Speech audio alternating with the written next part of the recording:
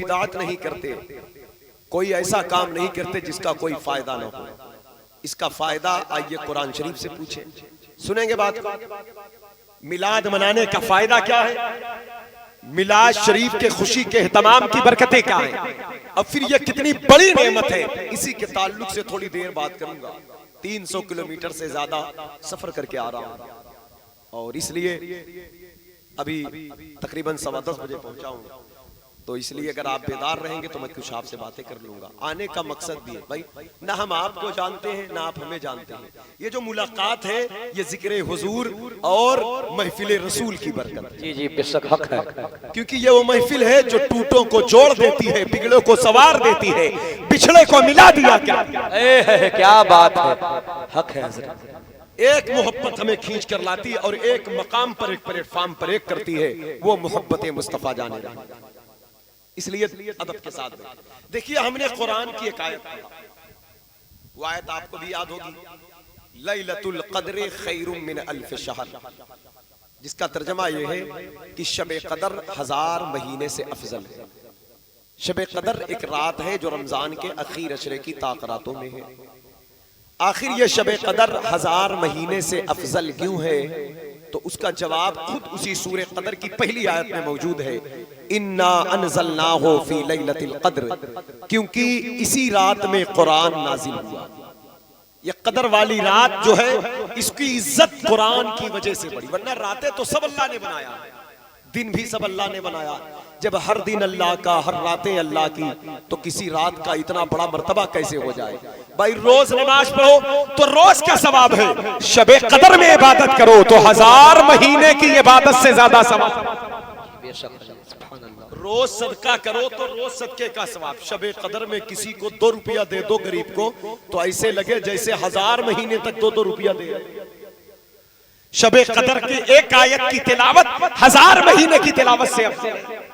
शबे कदर में पढ़ा जाने वाला एक बार दरूद पाक 1000 महीना दरूद पाक लगातार पढ़ने से अफजल है।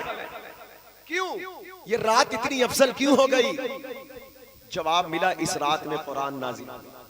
तो जो सवाल हमसे हो रहा है क्या हुजूर हर साल पैदा होते हैं, वही हम सबसे करते हैं कि क्या कुरान हर साल नाजिल होता है? क्या कुरान हर साल नाजिल होता है? तो जवाब आया नहीं, कुरान हर साल नाजिल नहीं होता। हमने कहा शबे कदर तो हर साल 1000 महीने से। शबे कदर तो कोई माचिस जला रहा है, माचिस तिली न जलाए। शबे कदर तो हर साल 1000 महीने से। तो जवाब आया कि शबे कदर में जब कुरान नाजिल हुआ तब अल्लाह ने शबे कदर को फजीलत दे दी। अब अल्लाह जब फजीलत दे दे तो अल्लाह की शान ये नहीं कि कुछ दे के ले ले, जो बरकत अल्लाह ने निछावर कर दिया। अब कयामत तक जब जब शबे कदर आएगी वही नूर बरसेगा जब कुरान के नाजिल होने के वक्त बरसा था, वही रोशनी बरसेगी, वही इनाम बरसेगा, वही बरकत बरसेगी। तो बिला तमसील मसला हल हो गया।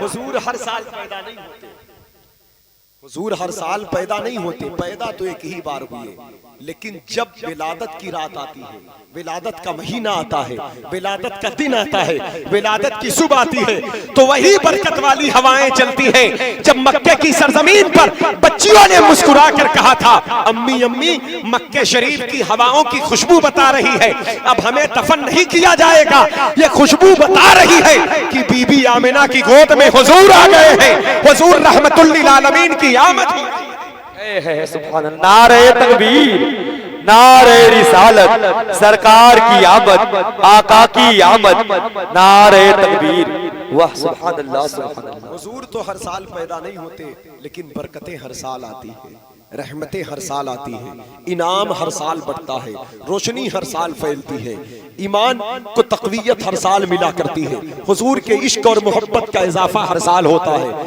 इसलिए अहले इश्क, अहले वफा, अहले मोहब्बत अपना सब कुछ भूल गए, लेकिन अपने नबी की विलादत की तारीख नहीं भूले। बेवफा है वो जो हुजूर की आमद से चिढ़ते हैं, क्योंकि उनका ताल्लुक चिढ़ने वालों से ही है।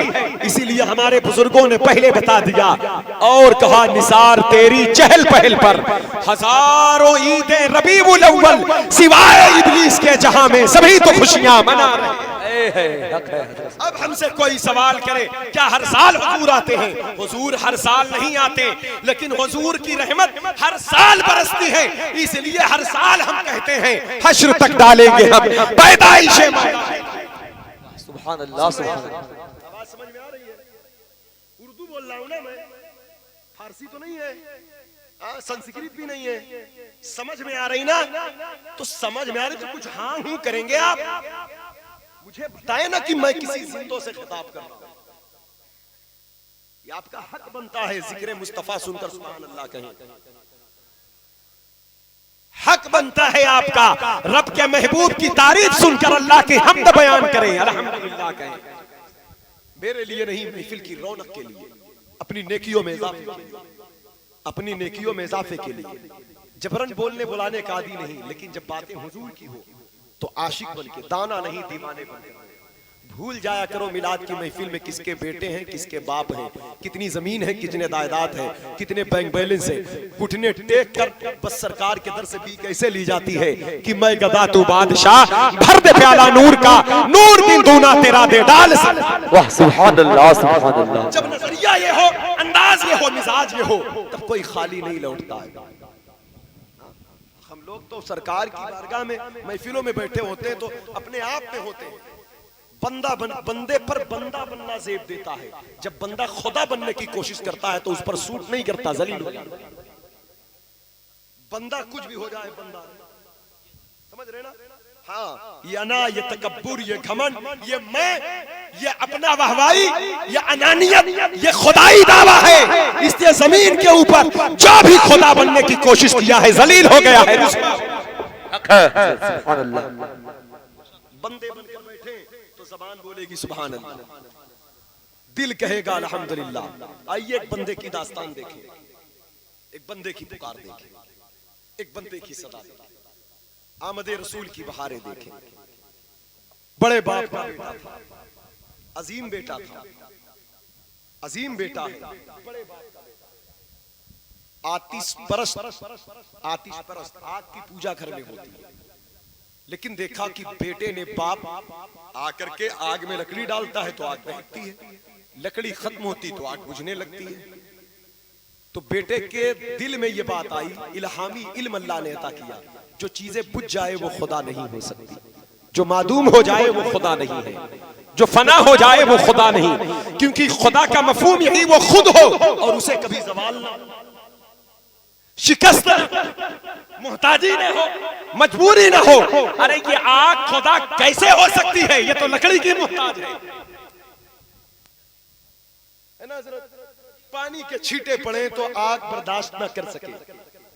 बेटे ने बाप के और खानदानी मजहब पर बगावत कर दी, खानदानी मजहब की बगावत कर दिया बेटे ने।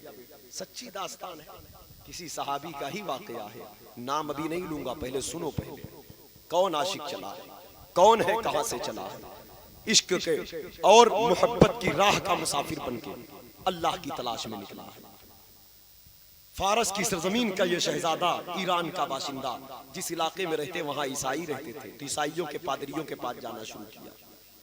बाप को तकलीफ हुई तो कैद कर दिया, कहीं ईसाई मजहब न कबूल कर ले। लेकिन नौजवान ने ईसाई मजहब से मुतासिर हुआ, क्योंकि वहां पर खुदा का तस्वुर कुछ हद तक गनीमत थी, लेकिन उनके यहाँ भी ढोंग था। जिसके पास गया लूटने खाने वाले लोग थे। देखते देखते एक गिरजाघर में बाप के कैद से आजाद होकर भाग करके खिदमत करने लगा एक पादरी की। पादरी की आखिरी सांस चलने लगी।